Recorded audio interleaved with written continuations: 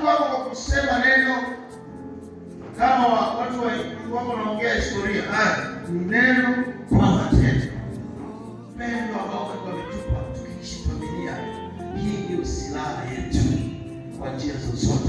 Kihuduma, kwa ndoa yako, kwa marafiki zako, kwa kazi, mahali popote unapokuwa. Kutoka hapa umeanza hii matendo.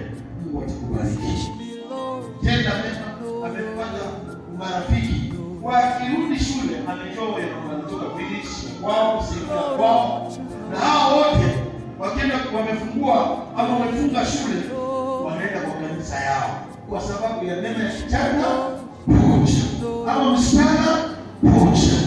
Na muwe baraka mahali unapoenda shule. Walio wa Yesu waseme amen. Na vijana muwe baraka. Tena sema muwe baraka.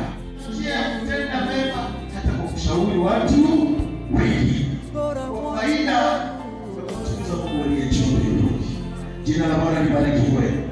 Bwana Yesu asifiwe. Siku ya leo ukafahamu utoke ndani ya kashinde kwa kutenda